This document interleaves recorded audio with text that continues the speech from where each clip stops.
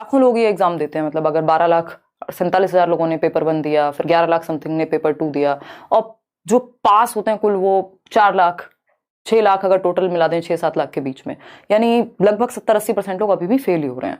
तो उस केस में हम कुछ गलत कर रहे हैं, क्योंकि इसकी अप्रोच अलग है। एग्जाम ईजी है बट अप्रोच गलत हम कई बार प्रयोग कर लेते हैं। बहुत ही इंपॉर्टेंट बातों पे ही सिर्फ हम फोकस करेंगे कि सिलेबस सेम है, सब कुछ सेम है इतने सालों से, फिर भी क्या चेंजेस आए हैं उसको समझेंगे। 1 मिनट में समझेंगे एग्जाम पैटर्न क्या है, टॉपिक्स कौन से हमें कवर करने हैं, पेपर 1 पेपर 2, और उन टॉपिक्स से भी ज्यादा जरूरी क्या है वो 2 चीजें हैं। मैं आपको पहले ही ये बात बता देती हूँ कि सिलेबस आपने कितना पढ़ लिया है, 130 नंबर आप कैसे स्कोर करेंगे, 140 नंबर आप कैसे स्कोर करेंगे। अभी कोशिश कीजिए कि वैसे तो इस चीज को आप साइड कर दें जिन लोगों ने तैयारी अभी शुरू की है ना। जो लोग पहले से कर रहे हैं उनको टेंशन वैसे भी नहीं लेनी। तो उस केस में आपके पास सिंपल आपकी अप्रोच ये होनी चाहिए कि एक तो कॉन्सेप्ट जो आप पढ़ रहे हैं, जो आप टॉपिक पढ़ रहे हैं, प्लस आपकी प्रैक्टिस, यानी आपने कॉन्सेप्ट इतनी बार रिवाइज किया हो, क्योंकि इस बार टॉपिक वही है, उन्हीं के क्वेश्चंस। मान लीजिए डेवलपमेंट से भी अगर वो मुश्किल क्वेश्चन बना दे तो वो भी सॉल्व नहीं हुआ हमसे इस बार। तो उस केस में ये जरूरी है कि कॉन्सेप्ट हम इतनी बार पढ़ लें, और प्रीवियस ईयर जितना हो सके। प्रैक्टिस से मेरा मतलब यहां सिर्फ और सिर्फ प्रीवियस ईयर से है, और उसमें भी ऑनलाइन पेपर्स सीटेट की वेबसाइट पे है, मैंने यूट्यूब चैनल पे भी डिस्कस किए हैं, यहाँ लेट्स लर्न पे, नोट्स पे भी अभी हम आएंगे। तो कॉन्सेप्ट प्लस प्रैक्टिस, उसके साथ मेरी अप्रोच ये रहेगी कि आप नोट्स जो दिए जा रहे हैं, फ्री नोट्स हैं ये, टेलीग्राम पर सीडीपी के नोट्स आपको मिल चुके हैं, बाकी सब्जेक्ट्स के भी मिल जाएंगे अगले 1-2 दिन में। तो नोट्स प्लस प्रीवियस ईयर, कुछ नहीं, कोई किताब नहीं, कुछ नहीं, जिसने जहां से भी पढ़ा हुआ है वो कॉन्सेप्ट्स मल्टीपल टाइम्स रिवाइज करने हैं और प्रीवियस ईयर को प्रैक्टिस करना मल्टीपल टाइम्स। क्योंकि अगर कॉन्सेप्ट आपका अच्छा नहीं हुआ, आप टॉपिक, नंबर ऑफ पेजेस कितने पढ़े हैं आपने दिन में, कितने टॉपिक पढ़ लिए हैं, कितना चीजें, कितनी किताबें, कितनी जगह से, कितने चैनल्स पे पढ़ लिया है, कुछ भी मैटर नहीं करता। सबसे ज्यादा जरूरी है कि आपके दिमाग में कितनी बैठी है वो चीजें। तो कॉन्सेप्ट जितना क्लियर हो सके उसको कीजिए, और प्रीवियस ईयर के साथ प्रैक्टिस कीजिए, ताकि आपको पता लगे उस कॉन्सेप्ट से क्वेश्चन पूछा कैसे गया है। क्योंकि ऑनलाइन एग्जाम में इन्होंने थोड़े से चेंजेस किए हैं, उस पर भी हम आएंगे। एग्जाम पैटर्न फटाफट से समझते हैं। टोटल नंबर जो है आपके वो 150 नंबर का पेपर है, ये बात हम जानते हैं। कितने? 150 मार्क्स का आपका एग्जाम होता है, ये ऐसे ही होता है हमेशा से, ठीक। तो 150 नंबर का पेपर है जिसमें नेगेटिव मार्किंग है नहीं, और 150 ही मिनट मिलती है हमें, यानी 2.5 घंटे का टाइम है। टाइम सफिशिएंट है। एक टाइम था जब ये पेपर आपका 1.5 घंटे में करना होता था, तो उस टाइम पे थोड़ा और मुश्किल इसको कहते हैं, लेकिन अभी 150 मिनट पूरे हैं आपके पास। अब ओएमआर भी नहीं फिल करनी, ऑफलाइन भी नहीं है एग्जाम। अब क्या हो गया, सीबीटी हो गया, यानी कंप्यूटर बेस्ड टेस्ट है। ऑनलाइन आप जाएंगे, क्लिक करेंगे, जिसमें समय बचता भी है, और जिन लोगों ने बिल्कुल प्रैक्टिस नहीं की होगी उनका थोड़ा समय लग भी जाएगा, लेकिन क्वेश्चंस लेंदी बन रहे हैं, तो उसको समझना बहुत जरूरी है कि कैसे हम समय बचाएंगे। तो ये 2.5 घंटा है, 150 मिनट है, 150 क्वेश्चन है, कोई नेगेटिव मार्किंग नहीं, यानी एक भी क्वेश्चन हमें छोड़ के तो आना ही नहीं है, ठीक है। चलिए समझते हैं। और तुक्के भी वो वाले नहीं लगाने कि अक्कड़ बक्कड़ बम्बे वो 80-90 पूरे 100, वो नहीं करना। तुक्के वो लगाने जिसमें हम एलिमिनेट कर पाए, अगर लगाने भी है, किसी का मन है, या कुछ क्वेश्चंस में तो होता ही है ऐसा कि सारे क्वेश्चन आपको आते हो, ये तो पॉसिबिलिटी नहीं है। तो उस केस में हम क्या करेंगे, एलिमिनेशन का फायदा उठाएंगे। अगर हमें थोड़ा भी कॉन्सेप्ट आता है तो वो हमें हेल्प कर जाएगा आंसर तक पहुंचने में। कई बार क्वेश्चंस में आंसर खुद बता रहा होता है क्वेश्चन, वो कैसे पकड़े हम, कौन से वो पॉजिटिव नेगेटिव वर्ड्स हैं जिनको हम समझें, ये सारी बात करने वाले हैं। तो how much you need to score in each subject. अगर आप मान लीजिए पेपर इस टाइम पे आपके 130 नहीं भी आते हैं, आपके 110 आते हैं, आप 90 से ऊपर चले जाते हैं, क्योंकि ये वो समय नहीं है जब हम बहुत बड़ी बड़ी बातें करें। अगर आप मेहनत कर लेंगे तो नंबर अपने आप आ जाएंगे, लेकिन क्योंकि वो 90 की भी वैल्यू उतनी ही है जितनी 130 की है, अगर आप गवर्नमेंट एग्जाम की बात करें या देने जाएं पेपर, तो ये जरूरी कि इस टाइम पे आप क्वालिफाई कर जाएं। साल में एक बार एग्जाम हो रहा है। वर्स्ट केस सिनेरियो में इतने इतने नंबर आप ले आएंगे, अगर बात करें कि जो भी हम बात कर रहे हैं उसको अगर आप फॉलो करते हैं। जो थोड़ा सा भी स्मार्टली फॉलो कर लेगा वो 130 140, बहुत सारे लर्नर्स हैं जो 143 वाले भी कई लोग हैं, 141 वाले भी कई लोग हैं, चैनल पे भी आपने इंटरव्यूज देखे हैं। सब्जेक्ट्स की हम बात करें तो ये 5 सब्जेक्ट हैं पेपर 1 के लिए, और 5 सब्जेक्ट हैं पेपर 2 के लिए। मजे की बात यह है कि पेडागोजी इसमें बहुत ही ज्यादा सेंटर में है इस पूरे पेपर में, और 4 सब्जेक्ट आपके पेपर 2 के लिए, 5 सब्जेक्ट पेपर 1 के लिए। इसमें से जो 3 सब्जेक्ट हैं वो कॉमन है दोनों ही पेपर के लिए, बोथ दोनों के लिए 3 सब्जेक्ट बिल्कुल कॉमन है, यानी 90 मार्क्स तो एज इट इज है, ना लेवल का अंतर है, ना क्वेश्चंस का, ना सिलेबस का, ना टॉपिक का, ना कुछ और। 90 मार्क्स आपके दोनों में कॉमन है, यानी जो लोग पेपर 1 की अच्छे से तैयारी कर रहे हैं उनको पेपर 2 में पूरी पूरी हेल्प मिलेगी और समझेंगे। तो सीडीपी यानी बाल विकास हमें पता है 30 नंबर का है, मैथमेटिक्स 30 नंबर का है। मैथमेटिक्स देख के डरना नहीं है, हर एक सब्जेक्ट में 15 नंबर की पेडागोजी, 15 नंबर का कंटेंट आता है। कई बार वो 2-4 नंबर इधर उधर हो जाएगा, पेडागोजी थोड़ी बढ़ गई 2 नंबर की, या कंटेंट बढ़ गया 2 नंबर का। ऐसा होता है एक सब्जेक्ट कई बार इजी है, दूसरा थोड़ा सा मुश्किल है, तो कोई भी सब्जेक्ट हम छोड़ नहीं सकते, क्योंकि जो सब्जेक्ट हो सकता है आपने छोड़ा हो उसी में इजी क्वेश्चन आए हो उस दिन, ऐसा पॉसिबल है ना, अलग अलग सेट्स में। तो हम क्या करेंगे, समझेंगे चीजों को। ईवीएस की जब हम बात कर रहे हैं, ईवीएस एनसीईआरटी बेस्ड आता है, तो उसमें 15 नंबर आपके पेडागोजी, 15 नंबर आपका कंटेंट का है। इंग्लिश की हम बात कर रहे हैं, इंग्लिश पेडागोजी 15 नंबर की और 2 पैसेज आते हैं। ग्रामर का कोई खास रोल है नहीं, और इस समय आप ग्रामर पढ़ने बैठिएगा भी मत बिल्कुल भी। हिंदी की अगर हम बात कर रहे हैं, अगेन 2 लैंग्वेज है, कोई भी जो 2 लैंग्वेज आपने ली होंगी, जिसमें 15 नंबर का पैसेज और 15 नंबर की आपकी पेडागोजी, दोनों ही लैंग्वेज की पेडागोजी सेम है। और अभी कुछ 10-12 टॉपिक हैं जो हम डिस्कस करने वाले हैं, जिनसे आपका सीडीपी प्लस हिंदी इंग्लिश की पेडागोजी बहुत हद तक कवर हो जाएगी, है ना। बात करते हैं इंपॉर्टेंट टॉपिक्स की, कि मोस्ट इंपॉर्टेंट टॉपिक्स कौन से हैं जिनको आप बार बार पढ़ें, और अगर जिनको आप पढ़ लेते हैं तो आपका अच्छा स्कोर हो जाएगा। 13 टॉपिक लिखे हुए हैं और समझते हैं इनको सबसे पहले करना है आपको इस टाइम पे, और बार बार करना है, सिर्फ खत्म नहीं करना है कि हाँ पढ़ा तो हुआ है, और पढ़ा तो हुआ है, पेपर करने बैठते हैं तो सॉल्व नहीं होते क्वेश्चन, ठीक। तो कॉन्सेप्ट ऑफ डेवलपमेंट यानी डेवलपमेंट, 4 नंबर के आसपास आपके क्वेश्चन मिनिमम आ जाते हैं विकास की प्रक्रिया से, है ना। छोटा सा टॉपिक है, अगर आप नोट्स में पढ़ेंगे, मैंने बहुत कंसाइज वे में, ऐसा नहीं है ये सिर्फ 42 पेज के नोट्स हैं, ऐसा नहीं आपको बहुत ज्यादा पढ़ना है, 400 पेज नहीं पढ़ने हैं इस टाइम पे। स्पेशली नोट्स का मतलब ये है कि आपने या तो खुद के बनाए हो या फिर कंसाइज, कम शब्दों में ज्यादा बात कही जा रही हो जहां पे, क्योंकि पेपर में क्वेश्चंस बहुत रिपीट होते हैं, टॉपिक सिलेबस सब सेम है, ठीक है जी। अगर हम बात करें डेवलपमेंट की, तो 4 से 5 क्वेश्चन डेवलपमेंट पर आते हैं, जिसमें डेवलपमेंट के प्रकार क्या हैं, प्रिंसिपल्स क्या हैं, ये एक छोटा सा चैप्टर हुआ। प्याजे वाइगॉस्की कोहलबर्ग मिला के 4 नंबर के क्वेश्चन कम से कम आ जाते हैं। कई बार वाइगॉस्की के 2 क्वेश्चन आ जाएंगे, कभी प्याजे के 2 आ जाएंगे, तीनों से एक तो आता ही है, कई बार मल्टीपल क्वेश्चन भी आ जाते हैं, तो उस केस में 4 नंबर कम से कम आपके यहाँ कवर हो जाएंगे, ठीक। ये जो आपको शुरुआत के 5-6 टॉपिक दिख रहे हैं, ये 20 नंबर का हिसाब किताब है, अगर आप सीडीपी की बात करें, और अदर सब्जेक्ट में भी ये आपको हेल्प करेंगे, तो कोई रीजन नहीं है आपके पास कि आप इन टॉपिक्स को छोड़ें, ठीक। तो डेवलपमेंट का कॉन्सेप्ट प्याजे, वाइगॉस्की, कोहलबर्ग, इनकी सबकी वीडियो लेट्स लर्न पे है, अभी मैराथन में मैं फिर से रिवाइज कराऊंगी आपको, ठीक। सीसीई यानी कॉन्टिन्यूअस एंड कॉम्प्रिहेंसिव इवैल्यूएशन, सतत एवं व्यापक मूल्यांकन। इसकी जब हम बात कर रहे हैं, तो डायग्नोस्टिक और रेमेडियल टीचिंग एक ऐसा विषय है जिसको आप शायद 10 मिनट भी ना लगे आपको पढ़ने में। डायग्नोस्टिक का मतलब है आप रीजन जानेंगे, गैप पता करेंगे, और रेमेडियल का मतलब है गैप पता करने के बाद आप बच्चे को रेमेडी देंगे, उसको सिखाएंगे सही ढंग से या दोबारा से या जैसे भी पॉसिबल हो, ठीक। जहां उसकी प्रॉब्लम है उसको सॉल्व करेंगे, बस इतनी ही बात है, और इसी पे क्वेश्चन आएगा। सीसीई में और क्या है, assessment for learning, as learning, of learning, ये थोड़ा सा जानना है, और समग्र रूप से हम बच्चे का होलिस्टिक इवैल्यूएशन की बात करें, उसको पूरी तरह से सर्वांगीण रूप में जांच पाएं, ठीक। तो ये 3 टॉपिक हो गए। फिर एनसीएफ 2005 से भर भर के क्वेश्चन आते ही हैं हर साल, ये भी वीडियो मैंने बनाया हुआ है, नोट्स में भी गिवन है, उतना कर लेना है, ज्यादा नहीं करना। इंक्लूसिव एजुकेशन की हम बात करें, 5 नंबर का अकेला टॉपिक है अपने आप में, और ये 5 नंबर आपको अदर सब्जेक्ट्स में भी हेल्प करेंगे, सारे टॉपिक्स आपस में जुड़े हुए हैं, ठीक। तो समावेशी शिक्षा यानी सबको समावेशन, सभी बच्चों को पढ़ाना, चाहे वो स्पेशल बच्चा हो, नॉर्मल बच्चा हो, गिफ्टेड बच्चा हो, ठीक।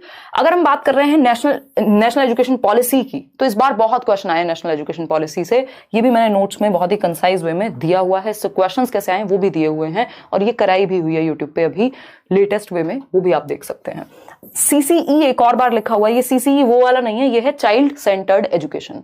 कम से कम भी 5 क्वेश्चन मिनिमम आपको मिलेंगे, और हर सब्जेक्ट में क्वेश्चंस मिलेंगे, ठीक। जेंडर का एक क्वेश्चन है। अब बच्चे को अगर आपने सेंटर में रख लिया, तो उसके जेंडर का भी ध्यान रखना है, उसके सोशलाइजेशन का भी ध्यान रखना है, उसके इंडिविजुअल डिफरेंसेस का भी ध्यान रखना है, यानी चाइल्ड सेंटर्ड एजुकेशन में ये सारे टॉपिक एक साथ कवर हो गए, ठीक। तो ये शुरुआत के टॉपिक लगभग 20 से 22 नंबर आपके दिलवा देंगे आपको, ठीक।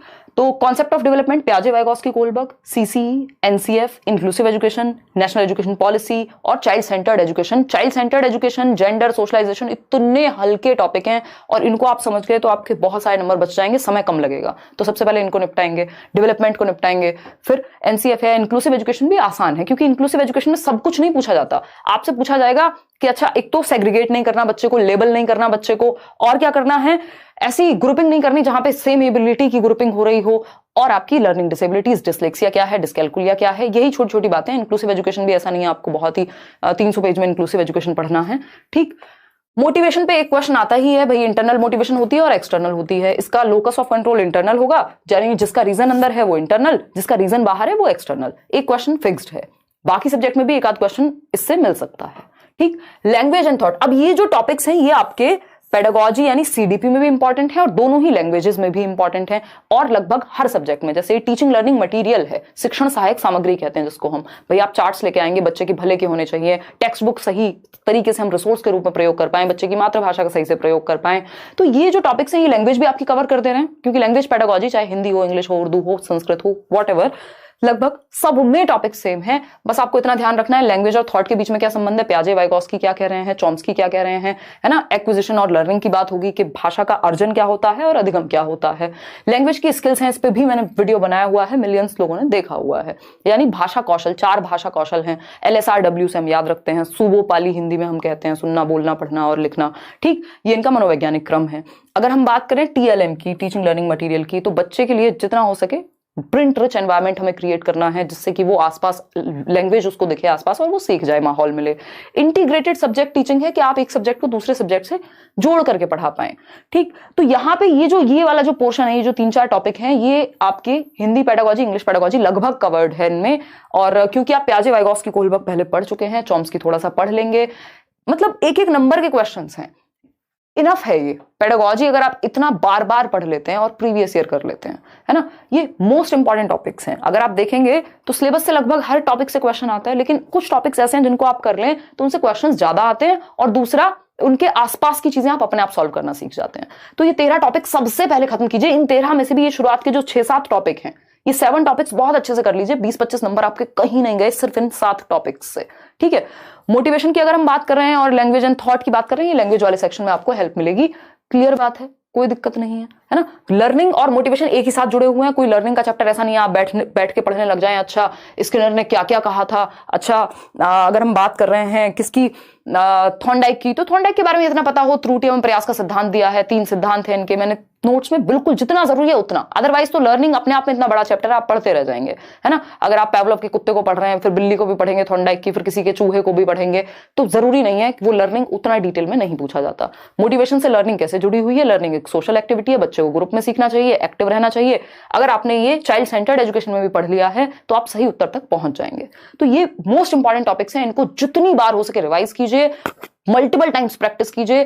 3-4 सेट ऑनलाइन के निकाल लीजिए जो पेपर आए हैं, क्योंकि इसकी लैंग्वेज में चेंज है ना। टॉपिक्स वही हैं, बस क्वेश्चंस मुश्किल बनाए गए हैं। तो जितना हो सके उनको एनालाइज करो, एक एक ऑप्शन आपको समझ में आए कि कहना क्या चाहता है ये क्वेश्चन। इनको मल्टीपल टाइम्स रिवाइज करेंगे। ये कुछ 13 टॉपिक हुए, इसमें सिर्फ ना सीडीपी, आपकी हिंदी इंग्लिश पेडागोजी भी इंपॉर्टेंट टॉपिक सारे कवर हो गए, ठीक। अब आते हैं आगे। अब जैसे मान लेते हैं ईवीएस में हमें पता है कुछ टॉपिक से क्वेश्चन आएंगे ही आएंगे। अगर आप पूरी एनसीईआरटी नहीं भी पढ़ रहे हैं तो आपको इतना तो पता ही होना चाहिए भाई, मैप से कम भी 3 क्वेश्चन आ रहे हैं आज की डेट में। मैप जो इंडिया का मैप है, जिसमें क्या बात होती है, स्टेट्स कौन से हैं भाई, 28 स्टेट हैं, 8 यूनियन टेरिटरीज हैं, फिर कौन सा स्टेट किसके पास है, तो थोड़ा सा मैप को स्टडी करना है। 3 नंबर 4 नंबर आपके यहीं से निकल जाएंगे। डायरेक्शन का एक क्वेश्चन मिनिमम है, 2 भी आ रहे हैं कई बार। डायरेक्शन हमें पता है भाई, जो नॉर्थ साउथ ईस्ट वेस्ट, इससे जुड़ा हुआ एक क्वेश्चन आएगा, व्यक्ति यहां से चला वहां पहुंचा। टाइम डिस्टेंस एंड स्पीड से पक्का एक क्वेश्चन है कि ट्रेन इस टाइम चली, और ये एनसीईआरटी से ही जुड़ा हुआ टॉपिक है, ऐसा नहीं है कहीं और से दे रहे हैं। कम्युनिटी रिसोर्स, यानी बच्चे के, मान लीजिए कोई फादर है किसी के, वो फार्मर है, तो आपको पौधों के बारे में जानकारी दिलवानी है, उनको बुला लिया, एक क्वेश्चन इस पे भी आएगा ही आएगा। बर्ड्स पे हमेशा क्वेश्चन आता है कि भाई आउल जो है वो अपनी गर्दन बहुत हद तक घुमा पाता है, मैना झटके से आगे पीछे करती है, किसकी आईसाइट कितनी ज्यादा है ना। वल्चर की बात हुई है। हाउसेस पे 100% क्वेश्चन आएगा ही आएगा। ये वो टॉपिक्स हैं जिनसे 100% क्वेश्चन आएगा, मतलब इससे ज्यादा और क्या, मतलब ये ऐसी बात है कि पहले से पेपर पता है आपको, अगर आप पढ़ लें तो। ब्रेल लिपि पर क्वेश्चन आना ही आना है, ठीक। बी कीपिंग, मधुमक्खी पालन अक्टूबर टू दिसंबर में बेस्ट टाइम होता है। डेजर्ट ओक पे क्वेश्चन आता ही है, एलिफेंट्स पे क्वेश्चन आता ही है। जेंडर, अगेन अगर जेंडर आप वहां पढ़ चुके हैं, यहां आपको अलग से पढ़ने की जरूरत नहीं है। एक एक क्वेश्चन हर सब्जेक्ट की पेडागोजी में जेंडर का ये लोग डालने लगे हैं अभी, ठीक। सीड्स यानी बीज को लेकर के, तो आप बच्चे को एक्सपेरिमेंट यानी उसको बोने का मौका दें, फिर वो उसको ऑब्जर्व करेगा सीड्स को, बीजों को। स्टेट्स पे बात हो गई, ये मैप से ही जुड़ा हुआ टॉपिक है। थीम्स ऑफ ईवीएस, इनसे कई question, 3-3 question 4-4 question themes of EVS पे आ जाते हैं। 6 थीम हैं। फैमिली, फ्रेंड्स जो कि एक है, फिर फूड चाहिए हमें, water, shelter, travel, things we make and do, इनको दिमाग में बैठा लेना। इन्हीं के अराउंड क्वेश्चन कई सारे आते हैं थीम्स ऑफ ईवीएस पे। ये हुई पेडागोजी ऑफ ईवीएस की बात। इंटीग्रेटेड ईवीएस क्या है कि ईवीएस में हम 3 सब्जेक्ट पढ़ते हैं, और कक्षा 1 और 2 में ईवीएस की कोई टेक्स्ट बुक नहीं होती। 3rd, 4th, 5th में होती है। कक्षा 1 और 2 में हम ईवीएस किस में पढ़ते हैं, लैंग्वेज और मैथ्स की सहायता से हम ईवीएस समझा देते हैं, उसको अपने पर्यावरण के बारे में बता देते हैं बच्चे को। ठीक, ईवीएस यानी एनवायरमेंटल स्टडीज, एनवायरमेंटल साइंसेज नहीं है इसका मतलब यहां। अब ईवीएस में 3 चीजें हैं, एक तो है एनवायरमेंट खुद, दूसरा है साइंस के बारे में भी जानेगा, साइंस भी इसमें इंक्लूड हो गया, इंटीग्रेट कर लिया, और तीसरा है सोशल साइंसेज या सोशल स्टडीज। तो ये 3 सब्जेक्ट इंटीग्रेट करके ईवीएस में पढ़ाए जाते हैं। बेसिक बात है, कोई दिक्कत नहीं है इस बात को समझने, ये फिक्स्ड है टॉपिक, इनको कोई हिला नहीं सकता पेपर से। अगर हम बात करते हैं स्लॉथ की, स्लॉथ पे इतनी बार क्वेश्चन आया हुआ है कि भाई भालू जैसा दिखता है, घंटों घंटों सोता रहता है, मजे करता है। अब ये gross and fine motor skills है, अगर आपने सीडीपी में पढ़ा है तो यहाँ पे भी एक क्वेश्चन इस बार जैसे पूछ लिया तो वो वहीं से सॉल्व हो जाएगा। मलेरिया की अगर हम बात कर रहे हैं तो मलेरिया पे किसी डॉक्टर के बारे में बात है, कभी इसकी दवाई क्या है, कैसे होता है, रोनाल्ड रॉस ने एक्सपेरिमेंट किया, तो मलेरिया पे भी एक क्वेश्चन आता ही है। आयरन रिच फूड पे बहुत बार रिपीट हुआ है। झूम फार्मिंग, अब ऐसा नहीं कि झूम फार्मिंग तो हमें पता है, ये सब तो हमें पता है, कितना डिटेल में पता है और कितनी बार पढ़ा है उसको, कितनी डिटेल में समझा है, ये बहुत जरूरी है। ऑप्शंस जब आपके सामने बन करके आएंगे, स्टेटमेंट वाले क्वेश्चंस, या 4 ऑप्शंस में से 3 सही हैं, 2 सही हैं, तो क्या आप कर पाएंगे? तो उतने अच्छे लेवल का आपका कॉन्सेप्ट होना चाहिए। टेक्स्ट बुक ऑफ ईवीएस, अभी स्थिति वो है कि एक किताब आपको 10 बार पढ़नी है, ना कि 10 किताबें या 10 जगह से आपको भटकते रहना है। जो भी रिसोर्स आपने चूज किया उसको इतने अच्छे से करिए कि दिमाग में चीजें सेट हो, कंफ्यूजन की जगह ना बचे। टेक्स्ट बुक ऑफ ईवीएस पे हर बार क्वेश्चन आता है कि भाई एक रिसोर्स है, ज्यादा डेफिनेशंस या टेक्निकल लैंग्वेज नहीं होनी चाहिए बुक में, क्या है, एक संसाधन है, मनोवैज्ञानिक रूप से लिखी हुई होनी चाहिए, एक्टिविटीज इन्वॉल्व होनी चाहिए। कन्नौज में इत्र मिलता है, इस पे कितनी बार क्वेश्चन आया हुआ है। प्रोसेस स्किल्स पे अब क्वेश्चन आने लगा है पिछले 2 सालों में। प्रोसेस स्किल्स क्या है? जिसमें बच्चों को सोचना पड़े, जैसे कि ऑब्जर्व करना, एक्सपेरिमेंट करना, क्लासिफाई करना, ये सारी प्रोसेस स्किल्स हैं। मिसकॉन्सेप्शंस पे क्वेश्चन आता ही है, सीडीपी का ही पार्ट है ये, कि आप जब ये जान रहे हैं कि बच्चे गलतियां करते हैं, एरर एक स्वाभाविक बात है, तो वो उनकी भ्रांतियां भी कुछ पैदा हो जाती हैं, जिनको हम ऑल्टरनेटिव कॉन्सेप्शंस कहते हैं। और ये ऑल्टरनेटिव कॉन्सेप्शंस क्या है? लर्निंग में हेल्प करते हैं। हर चीज लर्निंग में हेल्प करती है, आपको ये मान के चलना है। ठीक, सेंसिटाइज द स्टूडेंट, बच्चे संवेदनशील हो अपने पर्यावरण के प्रति, इस पे क्वेश्चन कई आ जाते हैं ईवीएस में। सिंपल टू कॉम्प्लेक्स अप्रोच हमेशा अपनानी है, जटिल से सरल की ओर नहीं जाते, सरल से जटिल जाते हैं। Simple to complex, general to specific जाते हैं। बच्चे को हरदम एक्टिव रखना है, कभी भी क्वेश्चन आएगा आप फंस रहे हो, देख लीजिए बच्चा किसमें ज्यादा स्वतंत्र है, किसमें ज्यादा एक्टिव है, कहां वो खुद से एक्सप्लोर कर रहा है, सक्रिय कहां है बच्चा, अर्थपूर्ण अधिगम कहां हो रहा है। सिंपल बात। तो ये टॉपिक्स कोई भी इधर उधर इनको कर नहीं सकता, पहले इनको बैठ करके कर लीजिए। अगर आप कंफ्यूज हैं, सारा कुछ चैनल पे कराया हुआ है, सर्च करके वीडियो, आगे नाम डालिए हिमांशु सिंह, या जो भी टॉपिक आप सर्च कर रहे हैं मिल जाएगा लगभग आपको। ठीक, अब बात हो रही है किन वर्ड्स पे हम फोकस करें। जब आप क्वेश्चन सॉल्व कर रहे होंगे, पेपर सॉल्व कर रहे होंगे, तो कुछ वर्ड्स आपके सामने आते हैं, तो वाइल सॉल्विंग द पेपर उस टाइम पे किन वर्ड्स को हम ध्यान में रखें। तो ये कुछ वर्ड्स हैं जो मैंने यहां आपके लिए मार्क किए हैं कि इनका हम ध्यान रखेंगे जब पेपर सॉल्व कर रहे होंगे। अभी हम आएंगे कि अगले 25 दिन में, एक हफ्ते में आप क्या करें, दूसरे हफ्ते क्या करें, उस पर भी आएंगे। पहले जरूरी है हमें पता तो हो कि हमें करना क्या क्या है, ठीक है ना। अगर हम बात कर रहे हैं यहां, तो कुछ वर्ड्स हैं, इसको आप ऐसे डिवाइड कर सकते हो। कई लोग अभी परेशान होंगे कि भाई लगभग 1 महीना है, फिर शिफ्ट्स में एग्जाम होगा उस टाइम पे, तो बहुत कुछ हम करने भी वाले हैं, मैराथन सेशंस होते हैं हर साल। अगर हम बात करें किसकी, कि हमें ये पता हो कि हमारे पास मान लीजिए 4 वीक्स का टाइम है अभी, या 3 वीक्स भी हैं, 4 वीक्स तो है ही, 4 हफ्तों को हम कैसे डिवाइड करें। जो शुरुआत का 1 हफ्ता है, सबसे पहले अपने कॉन्सेप्ट्स इनको ठीक करिए।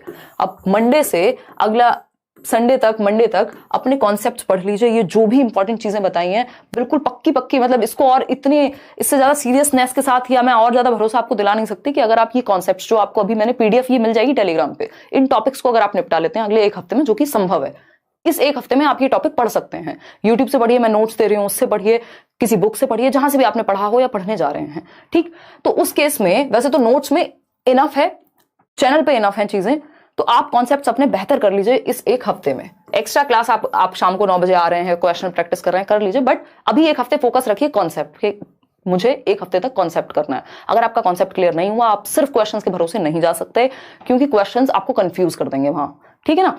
तो 1 हफ्ते तक आपको कॉन्सेप्ट्स बार बार समझने हैं, ये जितने भी कॉन्सेप्ट हमने बताए सिर्फ उतने कर लीजिए। ठीक, सेकेंड वीक की अगर हम बात करें, दूसरे हफ्ते में क्या करेंगे हम, अब हम उठाएंगे प्रीवियस ईयर को साथ में, ठीक है, क्योंकि एक आध प्रीवियस ईयर अगर आपने अभी तक देखा होगा बहुत अच्छी बात है, नहीं भी देखा तो अब आप ज्यादा टेंशन मत लीजिए, सबसे पहले आप ये कॉन्सेप्ट्स ही कर लीजिए, डायरेक्ट पढ़ना शुरू कर दीजिए नोट से। और सेकंड वीक में आप ये जो कॉन्सेप्ट आपने पढ़े हैं और प्रीवियस ईयर और कोई प्रैक्टिस सेट नहीं, कोई टेस्ट सीरीज नहीं, कुछ नहीं। अगर आपको प्रैक्टिस करनी है, अभी आप क्या करेंगे, सेकंड वीक में, सेकंड हफ्ते में हम सिर्फ प्रीवियस ईयर करेंगे, वो भी सिर्फ ऑनलाइन वाले, क्योंकि अगर आपने ऑनलाइन वाले पेपर कर लिए, उससे पहले जितने भी ऑफलाइन पेपर्स हुए आप सॉल्व कर जाएंगे, वो ईजी हैं। ऑनलाइन वाले जो हैं वो थोड़ी सी उनकी लैंग्वेज को टिपिकल बनाया गया है, समझने में आपको दिक्कत होगी। तो ये जो कॉन्सेप्ट्स हैं और ये प्रीवियस ईयर है, इनको साथ रखिए, जैसे ही फंसे कॉन्सेप्ट पे जाइए, और अगर कुछ नया मिल रहा है किसी एक 4 ऑप्शन को जब आप एनालाइज कर रहे हैं, इनको सिर्फ सही और गलत में नहीं डिवाइड करना, दिमाग में जानी चाहिए कि मैं समझ क्यों नहीं पाता, जब मैंने 150 क्वेश्चन लगाए तो उसमें से किस सेक्शन में नंबर कम आ रहे हैं, क्यों कम आ रहे हैं, किस तरह के टॉपिक्स में फंसता हूं या फंसती हूं, कहीं तो कोई प्रॉब्लम होगी। तो ये सेकेंड वीक में आप करेंगे। अब जो थर्ड वीक है, इस दौरान आपने प्रीवियस ईयर किए हैं, कॉन्सेप्ट्स किए हैं, भर भर के किए हैं। अगर आपको लगता है आपकी स्पीड में कमी है, तो उस केस में आप सीटेट की वेबसाइट पे चले जाइए, किसी टेस्ट सीरीज में एनरोल हो जाइए, जो भी आपको करना है साथ में वो प्रैक्टिस कर लीजिए, ताकि टाइम मैनेजमेंट आपको थोड़ा सा आ जाए ऑनलाइन में, कि आप पैसेज पढ़ पाएं, आप लेंथी क्वेश्चंस कर पाएं, थोड़ी सी स्पीड आपकी बढ़ेगी उससे। तो हम क्या करेंगे, थर्ड वीक में टेस्ट के रूप में, चाहे तो सिर्फ प्रीवियस ईयर ही निकाल लीजिए, सीटेट की वेबसाइट पे सारे प्रीवियस ईयर आपको मिल जाएंगे। टेस्ट देना है अपने तरीके से, ऐसा नहीं है बेइंतहा टेस्ट दे देने हैं, बट हाँ 10-12 जितने भी हो सके वो टेस्ट हमें लगभग लगाने हैं। अगेन प्रीवियस ईयर कॉन्सेप्ट को नहीं छोड़ना है, ठीक। फोर्थ वीक तो अगेन फिर अब तो आप जितना रिवाइज कर सकें, जो भी चैनल पे चल रहा हो उस टाइम पे जो मैराथन्स हो, अपनी स्ट्रेटजी इस तरह से बना के रखिए कि क्वेश्चन एक भी छोड़ के नहीं आएंगे, बच्चे के भले के बारे में सोचेंगे, जो इंपॉर्टेंट वर्ड्स हैं, की वर्ड्स हैं जिन पे अभी हम आएंगे, ब्रेनस्टॉर्मिंग क्या है एंड ऑल, उन पे आप फोकस करेंगे। तो सारा उस टाइम पे आप रिवीजन रिवीजन रिवीजन और साथ में प्रैक्टिस, अगेन प्रीवियस ईयर, और कुछ अभी नहीं सोचना। जो भी रिसोर्सेज हैं उनको जितनी बार हो सके करना है। याद रखिएगा, जिन्होंने कॉन्सेप्ट्स बार बार रिवाइज नहीं किए इस बार फंसेंगे, क्योंकि ऑनलाइन की लैंग्वेज टफ है, कॉन्सेप्ट वही है, टॉपिक वही है, सिलेबस वही है, रिपीट भी हो रहे हैं बहुत सारे क्वेश्चन, लेकिन जो क्वेश्चन रिपीट नहीं हो रहे हैं उनमें लैंग्वेज की दिक्कत है, ठीक। आसान से टॉपिक से भी मुश्किल क्वेश्चन बना के पेश किया जा रहा है कई बार, तो ये जरूरी है कि हम इस तरह से इस टाइम को डिवाइड कर लें अपने, ठीक। अब आते हैं वो वर्ड्स कौन से हैं जिन पे आपको फोकस करना है। जब क्वेश्चन में हमें दिख रहा हो एक्सेप्ट लिखा हो, नॉट लिखा हो, लीस्ट लिखा हो कि इसको छोड़ के, इसके सिवाय ये नहीं, तो हमें ध्यान से पढ़ना है कि पूछा क्या है। क्वेश्चन ईजी होता है ज्यादातर केस में, बस हम फंस जाते हैं क्योंकि हमारा ध्यान लीस्ट पे या नॉट पर या एक्सेप्ट पर होता नहीं है, तो इसको हमें ध्यान रखना है। दूसरी एक चीज, एक्टिविटी बच्चों को हमेशा करानी है, एक पॉजिटिव बात है, इंक्वायरी कराते रहना है, इंटरेक्ट करने देना है एक दूसरे के साथ, मतलब बच्चा एक्टिव रहे। कोऑपरेशन एक पॉजिटिव वर्ड है, असिस्ट करना, कोलैबोरेशन यानी सहयोग कर रहे हैं, सहायता कर रहे हैं बच्चे एक दूसरे की, पॉजिटिव बात है। कंफर्ट टीचर को नहीं देना है, टीचर एकदम सुपरमैन है, सुपर वुमेन है, टीचर अपने काम से किसी भी ऑप्शन में बचता आपको नजर आए तो वो ऑप्शन से आपको दूर भाग जाना है, क्योंकि टीचर को मेहनत भरपूर करनी है, ठीक। फिर आता है स्टेटमेंट क्वेश्चंस। इस बार ये पहली बार इस तरह के क्वेश्चंस आना शुरू हुए जिसमें एक स्टेटमेंट यानी असर्शन है, कथन है और उसका रीजन है, उसका तर्क है। इस तरह के क्वेश्चंस को प्रीवियस ईयर से भरपूर पढ़िए, समझिए, और अगर कॉन्सेप्ट अच्छा होगा, अगर आपको स्टेटमेंट पढ़ के समझ आ जाएगा, कहां से समझ आएगा, अगर कॉन्सेप्ट आपको पता होगा कि भाई डेवलपमेंट में ऐसा होता है कि नहीं होता। अगर नहीं होता तो आपको समझ में आ जाएगा ये बात गलत है, तुक्के नहीं लगाने, ठीक। फिर आता है be careful while solving the passage. जब आप पैसेज सॉल्व कर रहे हैं थोड़ा सा ध्यान रखेंगे, और टाइम का भी, और वैसे भी कि आपके कुछ क्वेश्चन डायरेक्ट सॉल्व हो जाएंगे। जो बात पैसेज में कही जा रही है उसी के अनुसार चलना है, अपना दिमाग ज्यादा नहीं लगाना वहां। मदर टंग को हमेशा प्रेफरेंस देनी ही होती है, मातृभाषा से पॉजिटिव कोई और चीज नहीं है। बहुभाषिता को हमें इंपॉर्टेंस देनी है, मल्टीलिंगुअलिज्म को। एक सिंगल क्वेश्चन भी आपको छोड़ना नहीं है, एलिमिनेट कर देंगे। अगर 2 ऑप्शन हटा पा रहे हैं तो देखेंगे बेस्ट कौन सा हो सकता है बच्चे के विषय में। ब्रेनस्टॉर्मिंग यानी बच्चा जहां विचारशील हो, जहां वो डाइवर्जेंट थिंकिंग करे, दिशाओं में सोचे, ओपन एंडेड थॉट उसका वहां प्रवोक हो रहा हो, यानी वो सोच पा रहा हो, उसको सोचने का मौका मिल रहा हो, मतलब क्वेश्चन सही है, अच्छी तरफ लेके जा रहा है। पीयर ट्यूटरिंग यानी बच्चे एक दूसरे को सिखा रहे हैं। लर्निंग डिसेबिलिटीज, डिसलेक्सिया है, डिस्कैल्कुलिया है, डिस्ग्राफिया है, इन 3 से ही सबसे ज्यादा क्वेश्चंस आते हैं। बच्चे का जो रियल एक्सप्रेशन है, जो उसकी एकदम स्वाभाविक अभिव्यक्ति है, उसको नहीं रोकना, उसको तुरंत कोई गलती भी करे तो एकदम से सही नहीं करना, मौका देना है। डिस्कशन जितना हो सके क्लास में, परिचर्चा जितना हो सके करनी है, रट्टे से दूर भागना है ना, रोट मेमोराइजेशन, क्रैमिंग, लेबलिंग, ये सब से दूर भागना, ये नेगेटिव वर्ड हैं। तो इन टॉपिक्स को एक बार दिमाग में रखिएगा, ये आपको पेपर में देखने को मिलते हैं कि ये जो वर्ड्स हैं इनका हमें विशेष ध्यान रखना है, ठीक। आगे बढ़ेंगे, अगेन कंक्लूजन जो है आज के सेशन का वही निकल के आता है कि जितना हो सके रिवीजन। अगर रिवीजन के लिए अगर आपने अभी नहीं पढ़ा है तो इतना समय है कि आप जो कॉन्सेप्ट शुरुआत में बताए आज के सेशन में, उन कॉन्सेप्ट्स को मल्टीपल टाइम्स पढ़ लें। कहाँ से पढ़ लें? नोट्स आपको दिए हुए हैं, मिल रहे हैं, सेशंस हो रहे हैं डेली। होपफुली हम लोग मैराथन्स भी जल्दी ही शुरू कर देंगे, प्लस प्रीवियस ईयर, वो भी सिर्फ ऑनलाइन वाले। जिन्होंने पहले वाले किए हुए हैं बहुत अच्छी बात है, लेकिन अब आप सिर्फ और सिर्फ ऑनलाइन पेपर्स करिए क्योंकि उनका लेवल अच्छा है। अगर आप उन क्वेश्चंस को कर ले रहे हैं, आसान क्वेश्चन आपसे अपने आप हो जाएंगे। और ऐसा नहीं है सारे क्वेश्चंस मुश्किल हैं ऑनलाइन में, है ना। तो ये जरूरी है कि हम इस बात को समझ पाए। बात रही मैथ्स पेडागोजी की, तो मैथ्स पेडागोजी के लिए क्या करेंगे, एक मैराथन सेशन है उसको देखेंगे, अभी नोट्स मिलेंगे उसको पढ़ेंगे। और क्या है हमें पता है, नेचर ऑफ मैथमेटिक्स पे क्वेश्चन आएगा ही आएगा, बच्चों को कैसे डर लगता है मैथमेटिक्स में, क्या प्रॉब्लम्स हैं, वो सब आएंगी। बाकी का जो 15 नंबर का कंटेंट है, क्योंकि हम किसी भी सब्जेक्ट को छोड़ नहीं सकते। कई बार ऐसा होता है कि बहुत ही आसान क्वेश्चन, लड्डू क्वेश्चन आते हैं मैथ्स में, और उस केस में आपको वो, अगर आपने बिल्कुल ये सोच के गए होंगे कि ये तो छोड़ना ही है, तो बहुत सारे नंबर चले जाएंगे, है ना। तो 15 नंबर का जो कंटेंट है उसके लिए मैथ्स में सिर्फ प्रीवियस ईयर कर लीजिए, क्योंकि मान लीजिए एक टॉपिक है, नंबर्स का टॉपिक है, तो वैसा ही क्वेश्चन आएगा, बस आपको वो तो पता चल जाए। तो जहां से भी हो सके छोड़ना नहीं है ना। कोशिश करनी है पेडागोजी तो जितनी अच्छी स्ट्रांग हो जाए, और बाकी एटलीस्ट इतना हो जाए कि काम चल जाए आपका। एक लिटरल मीनिंग है पेपर में, एक कोवर्ट मीनिंग है, छिपा हुआ मीनिंग है, कॉन्सेप्ट से आएगा वो कि कहना क्या चाह रहा है। क्वेश्चन पढ़ के अगर आप समझ गए, आधा काम खत्म। तो क्वेश्चन पढ़ के समझना सीखना है, वो सबसे ज्यादा जरूरी है। तो ये सारी जो बातें हैं वो लाइक शेयर सब्सक्राइब आप कर दीजिएगा। अगर आप भूल गए हो, मैं भी भूल गई हूँ आज, क्योंकि हम बहुत सीरियस बात कर रहे हैं, ये जरूरी है कि आप थोड़ा सा ध्यान रखें।